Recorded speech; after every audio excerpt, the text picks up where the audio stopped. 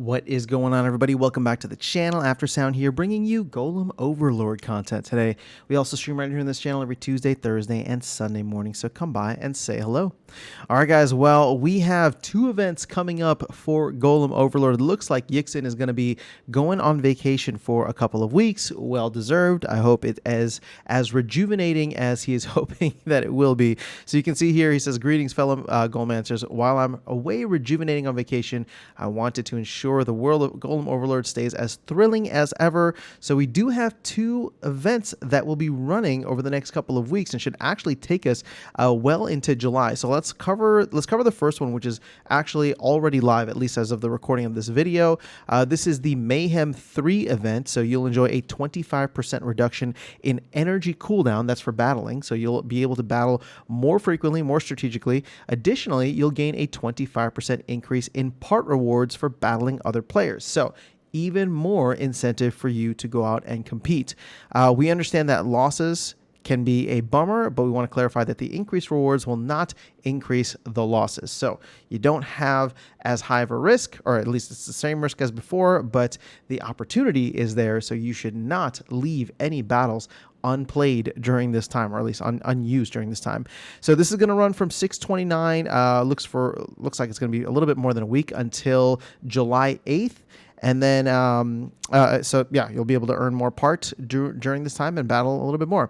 And then the second event is called Resilient Scavengers 2. So we have an exciting new event for all the scavengers out there. This is going to start right after that event. So let's see, 2100. Yeah, so it's like an hour after that event and will last until the middle of July, July 17th to be exact. So during this time, each of your scavenger golems will have a chance to showcase their endurance. Here's the deal. So each decaying golem has a 50% chance to only decay 25% and a 25% chance to only decay 50%. So it means more scavenging. It means you won't have to spend as much on your overall repairs after every claim, but ultimately what this tells me is that you're going to be earning a ton more part in this time. So whether you are playing the game because you're trying to collect a bunch of parts so that you can extract, or if you're playing the game just because you're trying to level up like myself, I am super excited to have more part to work with in the future. Now, looking at this from a monetary side, because I know a lot of people do look at it that way. Some people might have gotten burned. They went in super heavy when part was $1 or even higher.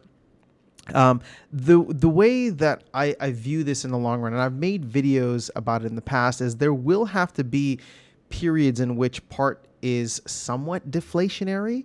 At least, I don't know, that seems to be the only way. Like, there needs to be some kind of benefit for burning more part than you are getting, but like in massive quantities. So if we go and just take a look real quick here at where the overall statistics are, and I didn't get as much of a chance to dive into it. I know there's some new stuff here, but you can see that we've been burning a significant amount of part overall.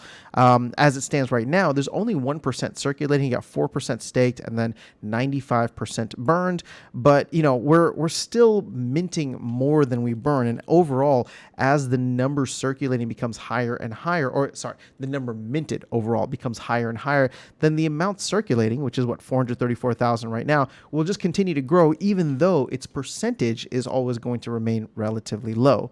The cool thing, though, is to see with the event that came about, we burned a bunch of shard over the last couple of days here.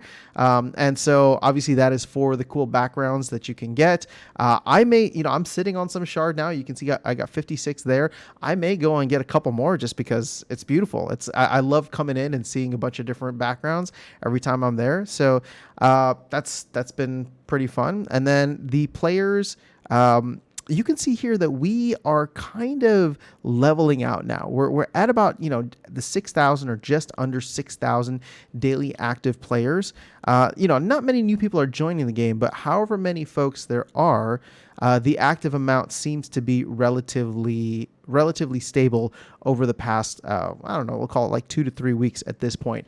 But keep in mind that a lot of these are probably alt accounts, and so I know, many people set up alt accounts early on. I don't know how difficult or easy it is to maintain those, but I would imagine that there's not actually 6,000 people playing the game right now. I'm sure there's a good amount of accounts that belong to a single person.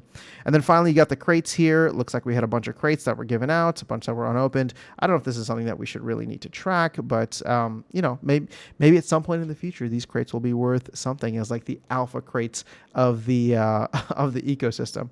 But overall, like I said, I'm having a blast playing the game. You can see down here what event we're currently in, how much time is left, when the next one or what the next one will be.